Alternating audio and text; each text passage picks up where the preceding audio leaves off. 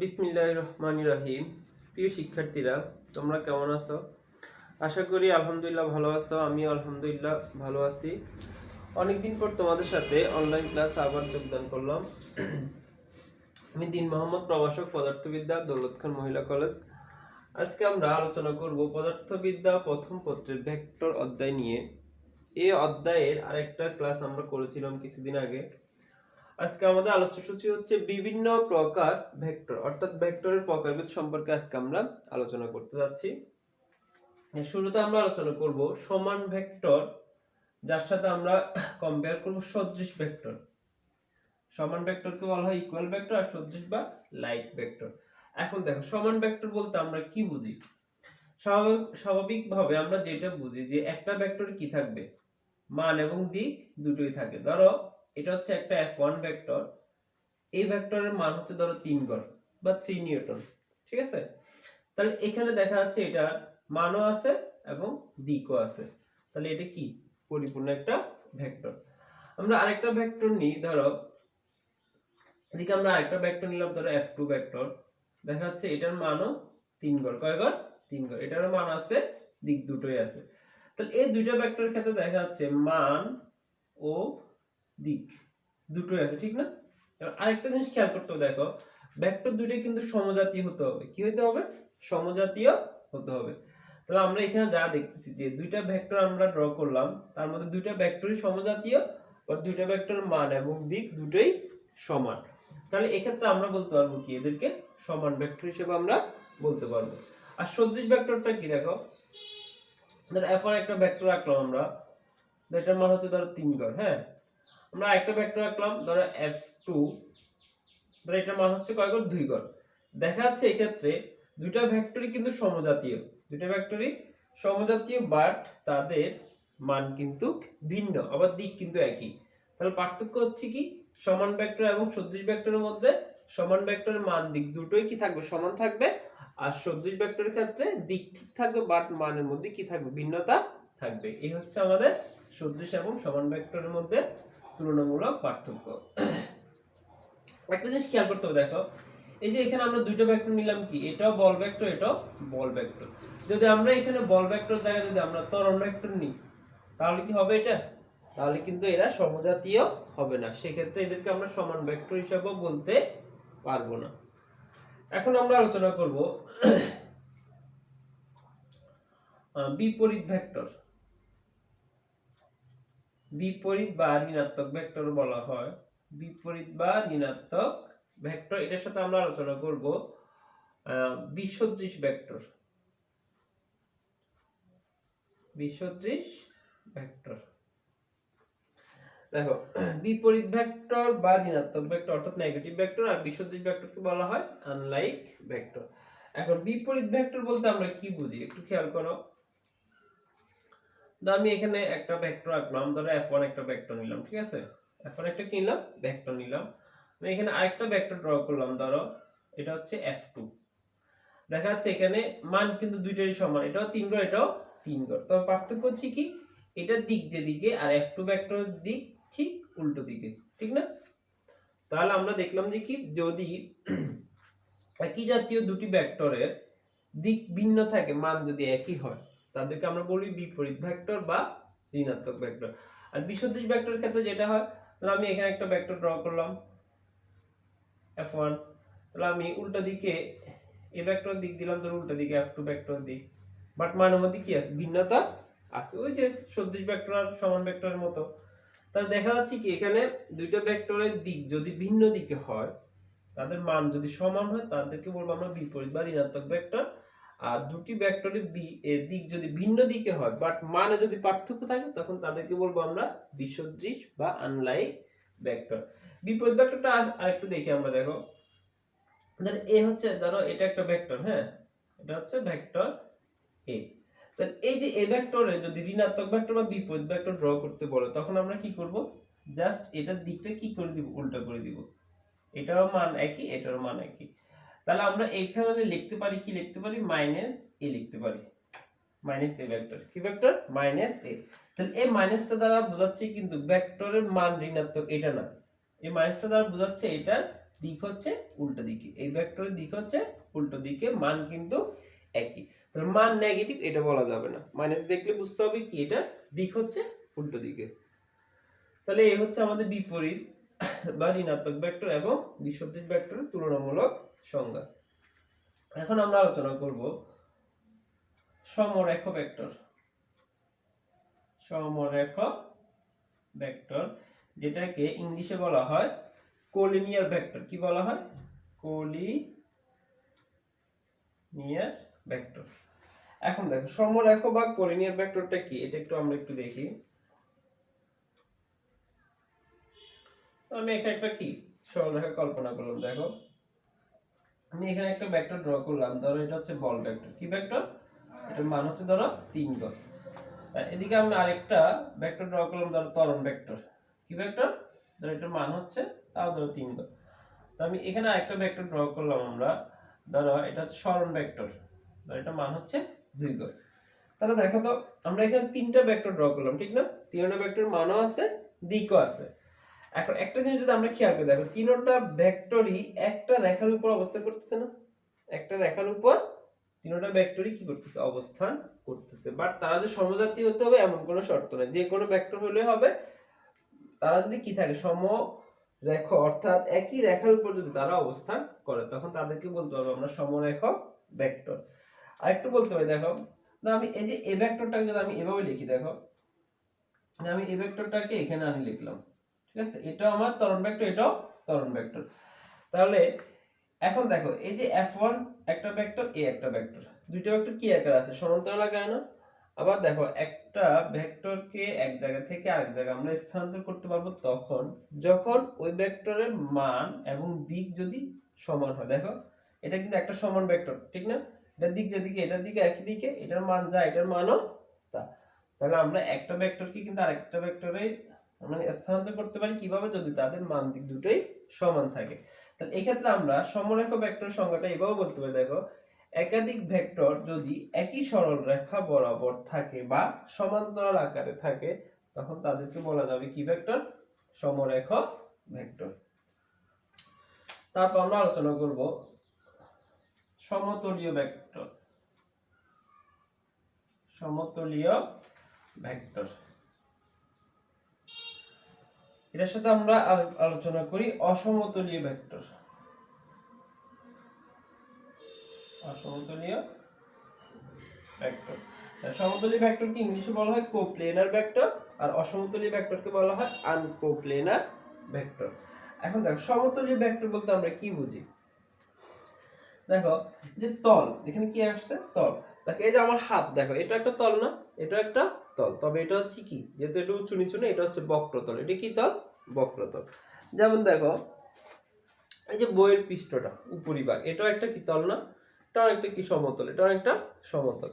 তা দেখো এই সমতলের মধ্যে, এই তলের মধ্যে যদি আমি কয়েকটা ভেক্টরকে রাখি, একটা জিনিস খেয়াল করে ধরো এটা একটা ভেক্টর, এটার দিক হচ্ছে ধরো এইদিকে, তাহলে আমি এই ভেক্টরটাকে এখানে রাখলাম, ঠিক আছে? আর একটা ভেক্টরকে আমি ধরো এইভাবে রাখলাম। তাহলে এই যে দুইটা ভেক্টর, এটার দিক হচ্ছে এদিকে, এটার দিক হচ্ছে এদিকে। ধরো এই দুইটা ভেক্টর একটা তলের উপর অবস্থান করতেছে না? একটা তলের উপর অবস্থান করতেছে। তাহলে দুইটা ভেক্টর যদি একই তলের উপর অবস্থান করে বা একাধিক ভেক্টর যদি একই তলের উপর অবস্থান করে তখন তাদেরকে আমরা বলতে পারবো সমতলীয় ভেক্টর। এখন অসমতলীয় ভেক্টরটা কি? দেখো এখন ধরো এই ভেক্টরটা ধরো এই তলে অবস্থান করতেছে, খেয়াল করো। আমি যদি এই ভেক্টরটাকে যদি এইভাবে রাখি, এটা কি এই তলে অবস্থান করতেছে না? এটা আরেকটা তলের মধ্যে অবস্থান করবে, তখন তাদেরকে আমরা কি বলতে পারবো? অসমতলীয় ভেক্টর বলতে পারবো। কি বলতে পারবো? অসমতলীয় ভেক্টর। আমি একটা চিত্রের মাধ্যমে যদি দেখাই তোমাদেরকে,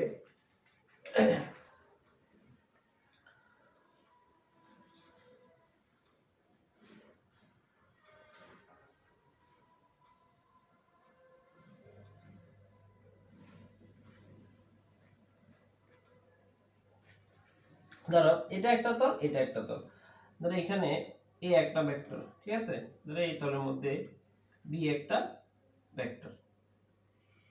তাহলে দেখো তো এই এ এবং বি দুটো কি একই তলে অবস্থান করছে? এটা তোমরা এভাবে বুঝতে পারো। দেখো ধরো এই যে দেখো এটা একটা তল, এই যে এই পৃষ্ঠ এটা একটা তল। তাহলে একটা ভেক্টর যদি আমি এখানে রাখি আর একটা ভেক্টর যদি আমি এই পৃষ্ঠের মধ্যে রাখি, এই তলে রাখি, তাহলে দুটো ভেক্টর কি সমতলীয় হবে? হবে না। তাহলে এই দুটো ভেক্টর এখন a এবং b টা হচ্ছে কি অসমতুল্য ভেক্টর। এখন যদি আমি এভাবে লিখি দেখো, ধর এখানে আরেকটা ভেক্টর রাখলাম, ধরো c ভেক্টর, তাহলে এখানে a এবং c টা হবে কি সমতুল্য ভেক্টর। কথা বোঝা গেছে? তাহলে এভাবে আমরা সমতুল্য এবং অসমতুল্য ভেক্টরটা বুঝতে পারি। এখন আমরা আলোচনা করব সঠিক ভেক্টর, যেটাকে প্রপার ভেক্টর বলা হয়, ইংলিশে বলা হয় কি প্রপার ভেক্টর। এখন সঠিক ভেক্টরটা কি দেখো, সঠিক ভেক্টর বলতে আমরা যেটা বুঝবো, অর্থাৎ একটা ভেক্টরে কি কি গুণাবলী থাকা উচিত। মেইনলি একটা ভেক্টরে কি থাকবে, মান থাকবে এবং দিক থাকবে, আর ধর দুটো বিন্দু থাকবে, একটা পাদবিন্দু একটা শীর্ষবিন্দু। যেমন দেখো এই যে এই একটা ভেক্টর রাখলাম আমি, এই একটা কি রাখলাম ভেক্টর, তাহলে এই ভেক্টর মান হচ্ছে ধরো 3 ঘর, এই ভেক্টর মান হচ্ছে 3 ঘর, তাহলে এর দিক হচ্ছে এদিকে, তাহলে মানও আছে দিকও আছে। তাহলে ধরো এই ভেক্টর এটাকে বলা আমরা পাদবিন্দু, কি বলবো এটাকে পাদবিন্দু, আর এই বিন্দুটাকে বলবো আমরা প্রান্তবিন্দু বা শীর্ষবিন্দু। তাহলে এটা হচ্ছে একটা সঠিক ভেক্টর। তাহলে যে ভেক্টরের মান এবং দিক দুটোই থাকবে সেটা হবে কি সঠিক ভেক্টর। এখন আমরা আলোচনা করব শূন্য ভেক্টর। শূন্য ভেক্টর যেটাকে ইংলিশে বলা হয় কি নাল ভেক্টর। তার শূন্য বা নাল ভেক্টর বলতে কি বুঝবো আমরা দেখো, শূন্য বলতে যেটা বলছে যেটা কি একদম খালি, ঠিক না, শূন্য। আসলে মূলত একটা জিনিস দেখো, শূন্য ভেক্টরটাকে আমরা এভাবে প্রকাশ করতে পারি। দেখো ধরো এই যে এখানে এই একটা ভেক্টর, ঠিক আছে, এই একটা ভেক্টর আমরা ড্র করলাম, এটার মান আছে ধরো 3 ঘর। তো ধরো আমি এখানে আরেকটা ভেক্টর ড্র করলাম, ধরো বি ভেক্টর, কি ভেক্টর বি ভেক্টর। তাহলে এখন দেখো এটারও কিন্তু মান একই, এটা ধরো 3 ঘর, এটাও 3 ঘর। এখন আমি যদি এই দুইটা ভেক্টর সমজাতীয় ভেক্টর, ধরো এই দুইটা ভেক্টরকে যদি আমি কি করি মাইনাস করি, তাহলে এখন এই 3 ঘর থেকে 3 ঘর যদি চলে যায়, এটার মান হয়ে যাবে কত 0 না, তাহলে এটা হচ্ছে শূন্য ভেক্টর। বা আমরা এভাবে চিন্তা করতে পারি, দেখো ধরো এই হচ্ছে একটা ভেক্টর, হ্যাঁ, তাহলে এটা বিপরীত ভেক্টরটা কি রকম হবে, এরকম না, যেটাকে আমরা মাইনাস এ দিয়ে প্রকাশ করি। তাহলে যদি বিপরীত ভেক্টরগুলোকে যদি আমরা যোগ করি, কি করি যোগ করি, দেখো ধরো a plus minus a equal, এটা মান আছে ধরো 2 ঘর 2 ঘর। তাহলে এটা যদি আমরা যোগ করি তাহলে কি হবে, এখানে a মাইনাস a হয়ে যাবে না, এটা ইকুয়াল কত 0। তাহলে দেখা যাচ্ছে বিপরীত ভেক্টরগুলোকেও যদি আমরা যোগ করি তখন আমরা কি পাই, শূন্য ভেক্টর পাই। আরেকভাবে আমরা বুঝতে পারি, দেখো ধরো এটা একটা ভেক্টর, এটা একটা কি ভেক্টর, ধরো এটা একটা এই ভেক্টর। আচ্ছা দেখো এই ভেক্টরকে যদি আমরা ভাগ করি, মানে এই ভেক্টরকে যদি আমরা ভাগ করতে থাকি, টুকরা করতে থাকি, তাহলে এই ভেক্টরটা আস্তে আস্তে কি হতে থাকবে, ছোট হতে থাকবে না, আস্তে আস্তে এই ভেক্টরটা ছোট হতে হতে হতে ধরো এই যে এই পর্যায়ে চলে আসলো, তো জাস্ট একটা পয়েন্টে চলে আসলো। তাহলে দেখো এটা এখন কি আছে, মান দিক কিছু আছে, তাহলে শূন্য ভেক্টর কিন্তু মান দিক কিছুই নেই, তো জাস্ট এটা একটা বিন্দুতে পরিণত হলো। তাহলে এটাকে বলতে পারি আমরা কি ভেক্টর, শূন্য ভেক্টর। এখন দেখো এটা যদি শূন্য হয়, বাট এটা ভেক্টর কেন বলি, ভেক্টর বলি কেন, কারণ এটার নামই হচ্ছে ভেক্টর। আমি একটা एग्जांपल যদি এভাবে বলি, দেখো তাহলে একজন রাজা, হ্যাঁ, তার অনেক অঢেল সম্পত্তি আছে, তার সম্পত্তিগুলো আস্তে আস্তে শেষ হতে হতে ধরো একদম কি হয়ে গেল, জিরো হয়ে গেল, ধরো রাজা কি হয়ে গেল, ফকির হয়ে গেল।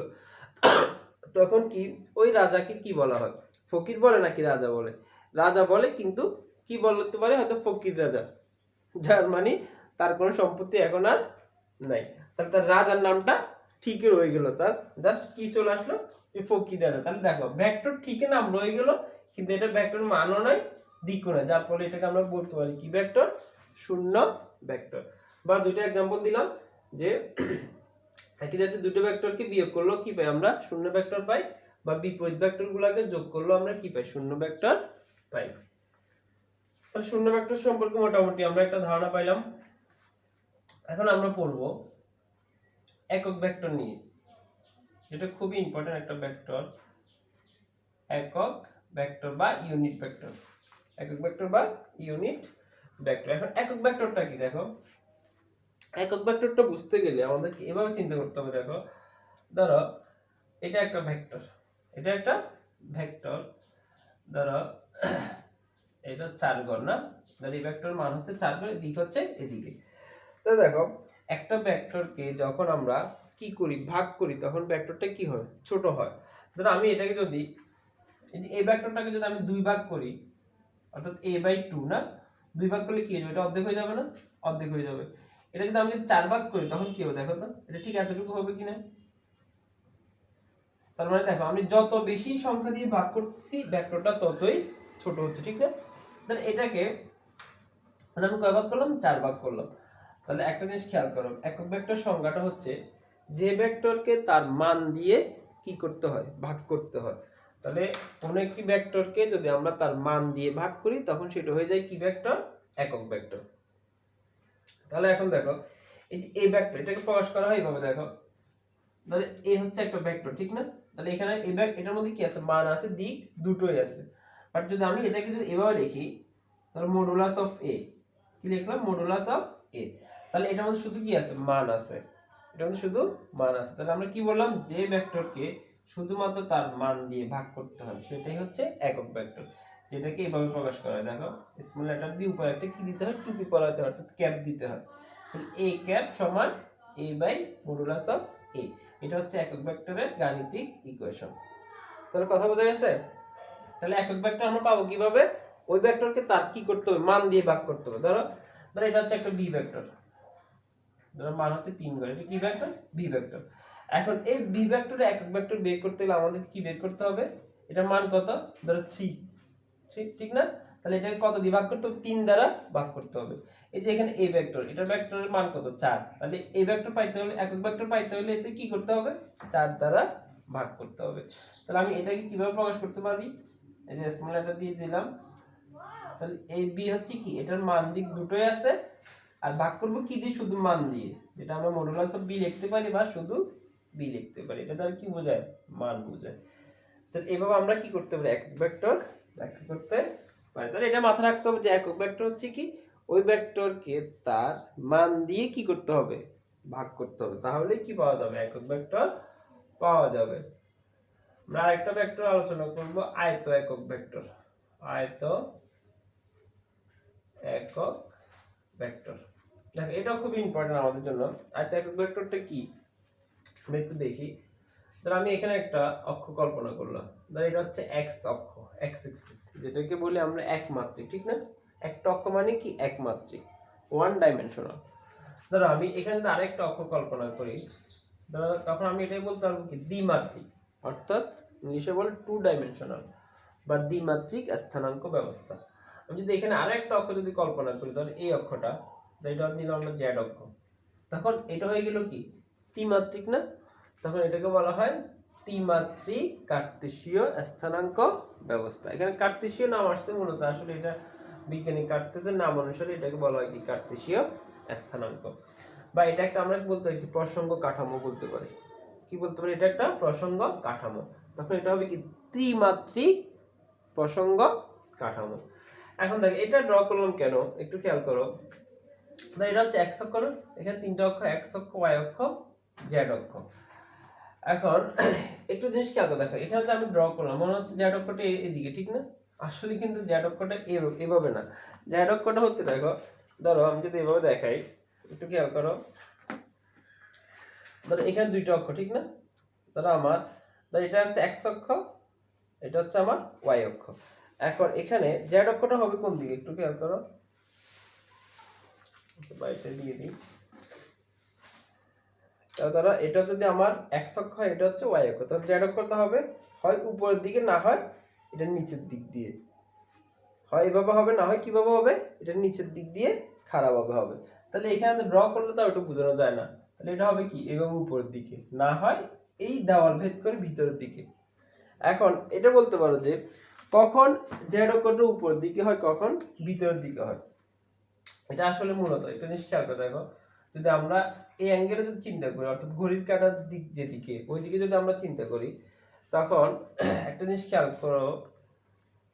ধরো আমরা একটা স্ক্রুকে যখন কি করি, টাইট করি না, স্ক্রুকে টাইট করি, তখন এটা কি করি, ঘড়ির কাঁটার দিকে দিই, তখন কি হয়, স্ক্রুটা টাইট হয়, তার মানে এটা ভিতরের দিকে যায়। তাহলে যখন আমরা ঘড়ির কাঁটার দিকে দিই তখন এটা দিক হবে ভিতরের দিকে। আর যদি ঘড়ির কাঁটার উল্টা দিকে যদি আমরা চিন্তা করি, তখন এটা দিক হবে বাইরের দিকে, অর্থাৎ উপরের দিকে। এই যে অক্ষটা হবে উপরের দিকে। আচ্ছা, এটা নিয়ে আমরা পরবর্তী ক্লাসে আরেকটু বিস্তারিত আলোচনা করব। তাহলে এখন এখানে দেখো, আয়ত একক ভেক্টর বলতে আমরা কি বুঝতেছি? তাহলে x অক্ষ বরাবর যদি ধর আমরা দুইটা ঘর নিলাম, কয় ঘর নিলাম? দুই ঘর। ধর x অক্ষ বরাবর আমরা আয়ত একক ভেক্টর যেটা ধরি সেটাকে আমরা i দিয়ে প্রকাশ করি। কি দিয়ে? i। আচ্ছা দেখো, এখন এখানে আমরা i দিলাম। তা ধর i মানে এখানে কিছু আছে 1 আছে না? তার মানে কি এক ঘর বোঝাবে। তাহলে i দ্বারা বোঝাবে কি x অক্ষ বরাবর এক ঘর। তাহলে এখানে দুই ঘর হলে এখানে যদি আমরা 2 দিই, তাহলে twice i, তাহলে twice i দ্বারা বোঝাচ্ছে কি x অক্ষ বরাবর দুই ঘর। তাহলে এভাবে আমরা y অক্ষ বরাবর কি করতে হবে? দুই ঘর নিতে হবে, যেটা আমরা z দিয়ে j দিয়ে প্রকাশ করি। ধরো 2j, তাহলে 2j দেখলে বুঝতে হবে এটা কোন দিকে? y অক্ষ বরাবর দুই ঘর। আর যদি এদিকে হয় তখন আমরা বলতে পারি কি, ধরো 2 এটা দিয়ে আমরা k, তাহলে অর্থাৎ z অক্ষ বরাবর দুই ঘর। বা এই যে আমরা 3 যদি লিখি, ধরো আমি যদি লিখি কি 3k, তাহলে এটা কি হবে? k অর্থাৎ z অক্ষ বরাবর কয় ঘর? 3 ঘর। এভাবে বোঝাবে। আরেকটা দিক দেখো, এটা হচ্ছে ধরো পজিটিভ না? তো আমি যদি এদিকে চিন্তা করি তখন এটা হবে কি? এখানে যদি দুই ঘর চিন্তা করি তাহলে হবে -2i। তাহলে এই মাইনাসটা কিন্তু মানের না, মনে আছে? এটা হচ্ছে কিসের? যে দিক, যে উল্টা দিকে আমরা বলতে হয় ত্রিমাত্রিক স্থানাঙ্ক, ত্রিমাত্রিক কার্টেসীয় স্থানাঙ্ক ব্যবস্থায় x y এবং z অক্ষ বরাবর যে তিনটি একক ভেক্টর আমরা নির্ধারণ করি, অর্থাৎ i j k, এই তিনটি একক ভেক্টরকে বলা হয় কি? আয়ত একক ভেক্টর। তো প্রিয় শিক্ষার্থীরা, আমরা মোটামুটি কয়েকটা ভেক্টর প্রকার সম্পর্কে আমরা আলোচনা করলাম। আজকে এতটুকু থাকুক। তোমরা এই ভেক্টরগুলো প্রকারগুলো একটু ভালো করে বুঝো, তাহলে আমাদের পরবর্তী ক্লাসগুলো করতে আরো ইজি হবে।